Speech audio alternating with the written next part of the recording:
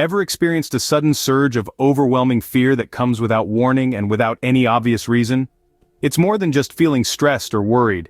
This is a glimpse into what it's like to have panic disorder, a serious condition characterized by recurrent and unexpected panic attacks. Imagine the most intense fear you've ever felt, but with no clear cause and at completely random times.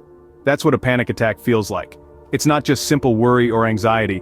This is a condition that can significantly impact a person's life, causing them to live in constant fear of when the next attack might strike. Panic disorder is unpredictable, intense, and can lead to avoidance of certain places or situations to prevent triggering an attack. Understanding panic disorder can be the first step towards managing it effectively. The Diagnostic and Statistical Manual of Mental Disorders, 4th edition, text revision, or DSM-IV-TR, lays out the criteria for diagnosing panic disorder. To qualify for a diagnosis of panic disorder, 2 conditions must be met. First, an individual must experience recurrent, unexpected panic attacks. These are discrete periods of intense fear or discomfort, during which at least 4 of a specific set of symptoms develop abruptly and peak within 10 minutes. Let's break down these symptoms. They may include palpitations, a pounding heart, or an accelerated heart rate. The individual might also experience sweating and trembling or shaking. Respiratory symptoms include sensations of shortness of breath or smothering and even a feeling of choking. The list continues with chest pain or discomfort, nausea, or abdominal distress. There may be feelings of dizziness, unsteadiness, lightheadedness, or faintness. Psychological symptoms include derealization, which are feelings of unreality or depersonalization, a sense of being detached from oneself. Fear also plays a significant role. This can manifest as fear of losing control or going crazy, or even a fear of dying. Lastly, paresthesias, which are numbness or tingling sensations as well as chills or hot flushes, may also occur. The second condition is that at least one of the attacks has been followed by 1 month or more of one or more of the following: persistent concern about having additional attacks, worry about the implications of the attack or its consequences, or a significant change in behavior related to the attacks. Furthermore, the panic attacks must not be due to the direct physiological effects of a substance or a general medical condition. Equally important, they cannot be better accounted for by another mental disorder.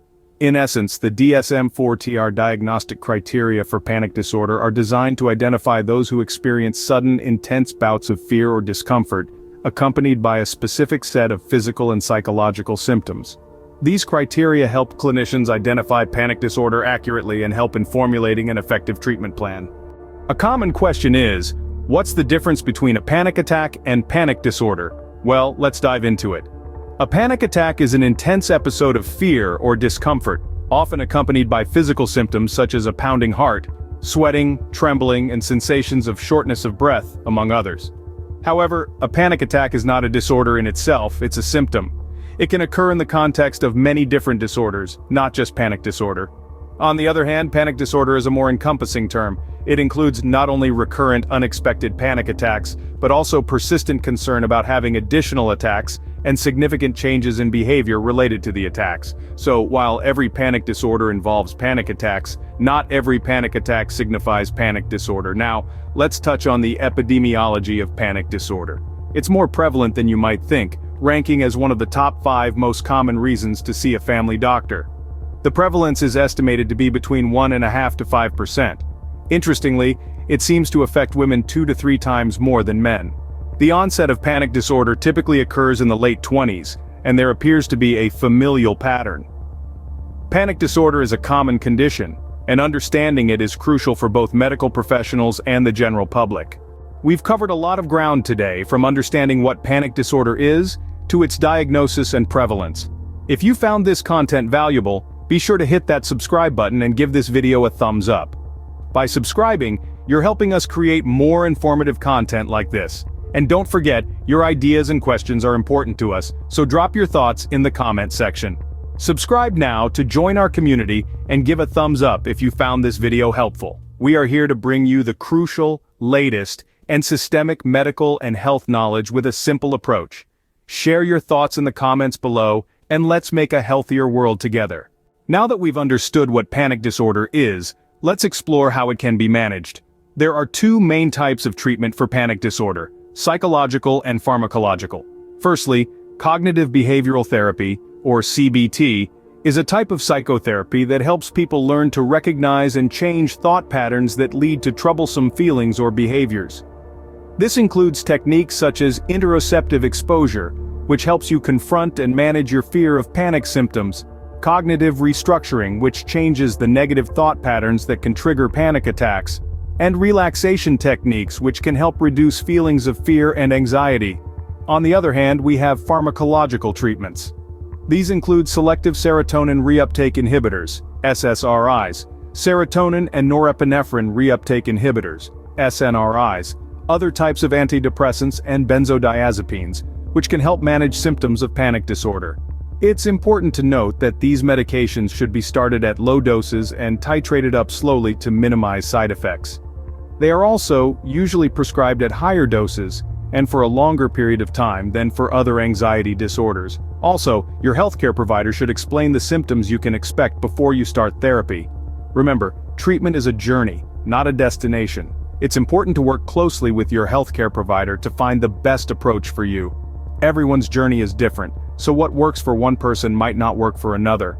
It's okay to ask for help, and it's okay to try different things until you find what works best for you. Keep going, keep trying, and remember, you're not alone in this. Moving on from treatments, let's discuss prognosis and a specific condition related to panic disorder, agoraphobia. The prognosis for panic disorder varies, with approximately 30% of individuals experiencing wellness 6 to 10 years post-treatment.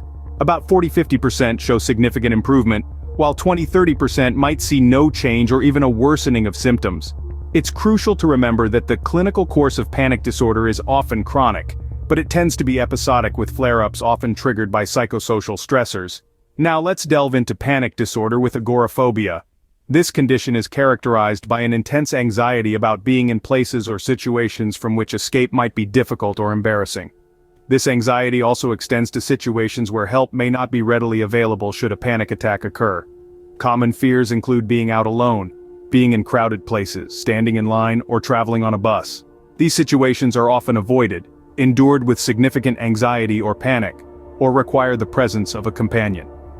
The treatment for panic disorder with agoraphobia is similar to the treatment for panic disorder, which we discussed earlier. It's essential to keep in mind that everyone's experience with these conditions is unique, and the journey towards wellness can be challenging. But with the right support and treatment plan, it's entirely possible to manage these conditions effectively.